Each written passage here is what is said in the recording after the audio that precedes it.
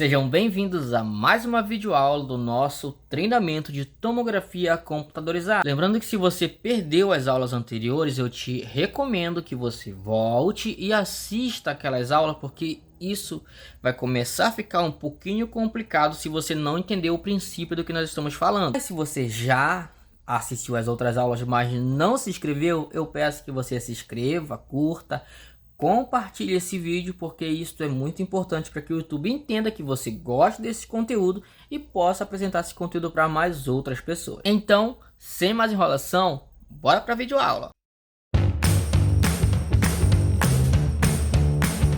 Então, vamos lá.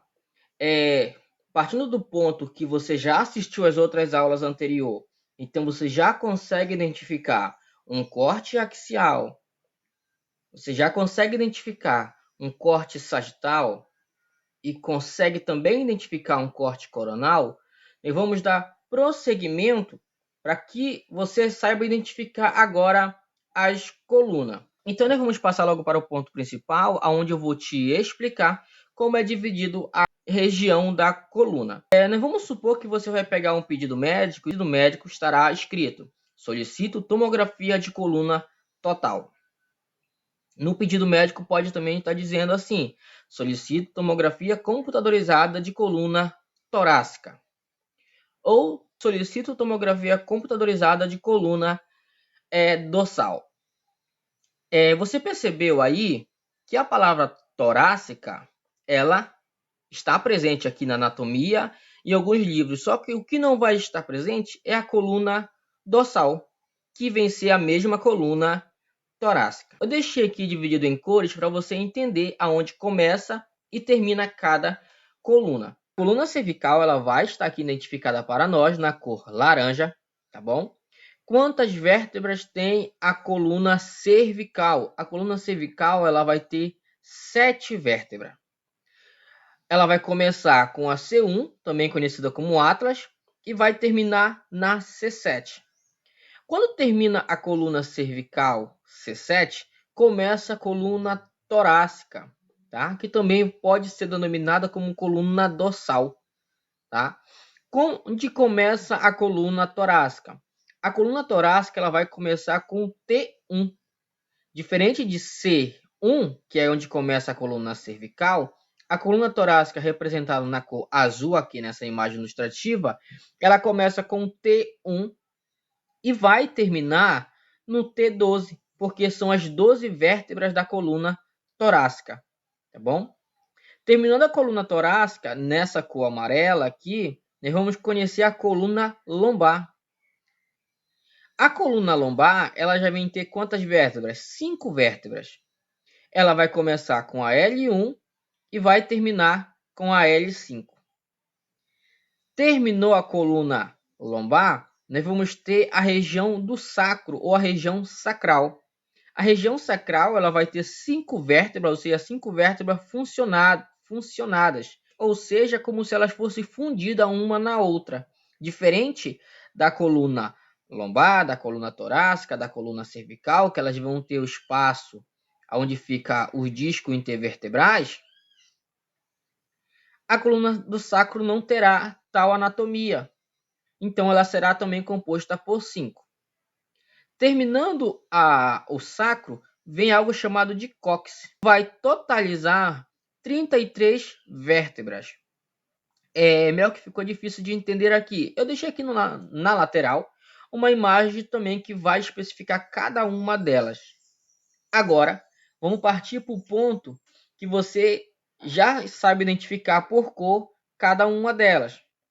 Só que suponhamos que chega para você uma tomografia de coluna lombar. A coluna lombar, você não precisa pegar toda a coluna torácica, porque é coluna lombar. Como é que se entende onde começa e onde termina a coluna lombar? Um macete importante para você entender onde começa e termina a coluna lombar é você partir do ponto da região sacral, ou seja, do sacro.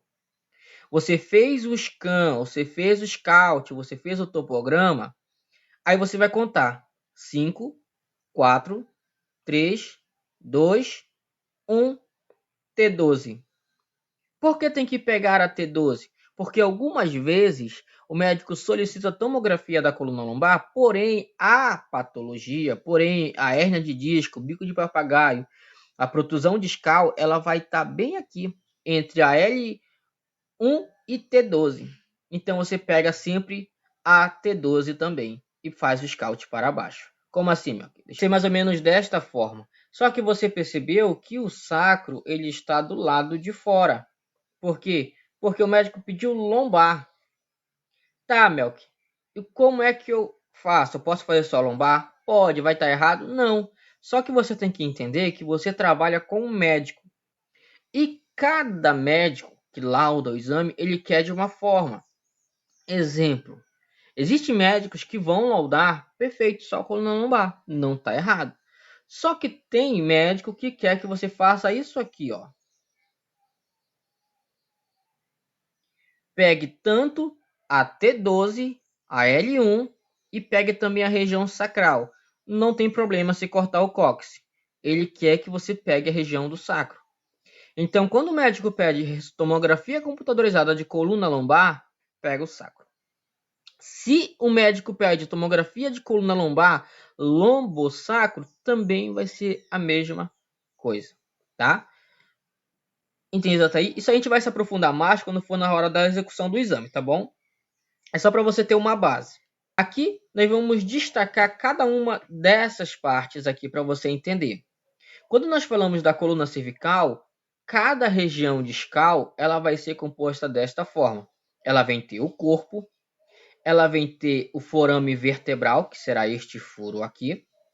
Ela vem ter o processo espinhoso, que vem ser isto aqui que fica aqui atrás, conhecido como processo espinhoso, na coluna cervical. E vamos ter aqui também algo chamado de lâmina, tá bom?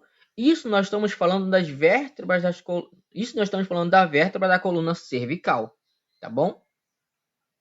Já quando nós falamos da vértebra da coluna torácica, ela também vai ter um corpo, também vai ter o forame vertebral, a lâmina. Aí você já percebe que aqui na vértebra da coluna torácica, nós vamos ter algo chamado de processo transverso, o que já não vai aparecer aqui na vértebra da coluna cervical. Então, nós vamos ter o processo transverso, teremos também o processo espinhoso e o processo transverso. O processo transverso tanto do lado direito quanto do lado esquerdo, certo? Na coluna lombar, nós também teremos o corpo, certo? Forame, processo transverso e vamos ter processo articular. Processo articular, ele vai estar tanto de um lado quanto de outro. Teremos também o processo transverso de um lado e de outro. Temos o forame e temos o processo espinhoso. Deixa eu ver se sai aqui da frente para a gente ver. Calma lá. Processo espinhoso, tá? Então você percebeu aqui comigo que cada uma dessas vértebras elas são diferenciadas uma das outras. Apesar de todas serem conhecidas como coluna, são diferenciadas. Por quê? Coluna cervical, coluna torácica ou dorsal, coluna lombar, certo? Acabou aí? Não. Nós vamos ter algo bem aqui, que é onde tem a maioria das patologias, conhecido como disco intervertebral, que é onde fica uma vértebra em cima da outra, tá? A maioria das lesões acontece no disco intervertebral. Isso nós veremos na execução de exame. Só que isto aqui, que nós falamos ainda há pouco, não vai aparecer nem no sacro e nem na região do cóccix. Então, o que você precisa entender e compreender sobre coluna são essa região anatômica que nós falamos aqui. Tem mais coisas? Logicamente que tem. Só que nós não vamos nos aprofundar tanto, porque aqui eu quero te passar o básico da anatomia para você entender o que, que você está fazendo, tá bom? Você aprendeu hoje aqui comigo reconhecer a vértebra cervical, a vértebra dorsal, a vértebra lombar, o disco intervertebral. Por quê? Porque vai existir um momento que a gente vai precisar fazer algumas angulações de acordo com a região dos discos. E se você não sabe qual é qual, fica difícil de você acompanhar o nosso raciocínio. É isso, pessoal. Aqui nós fechamos a nossa aula de anatomia básica e agora nós vamos falar um pouco sobre o planejamento de exame para podermos ir para o posicionamento. E nós não vamos logo para o posicionamento, porque você precisa entender onde começa e termina cada corte anatômico. Você já começa a perceber aí que nós vamos continuar falando sobre anatomia. As aulas foram só uma introdução à anatomia básica. Nós vamos continuar falando. Vamos falar sobre a anatomia do tórax, vamos falar sobre a anatomia do abdômen, sobre a anatomia da região pélvica, dos membros inferiores. Tudo isso nós vamos abordar nesse treinamento. Então, se você chegou ao final desse vídeo, não se inscreveu, se inscreva, curta, comenta, pega esse link, manda no grupo de estudo do WhatsApp, porque isso é muito importante para nós. Segue no Instagram Melk Pureza, segue também Radiologia de Sucesso. E então é isso, nos vemos na nossa próxima videoaula. Não vai perder. Tchau!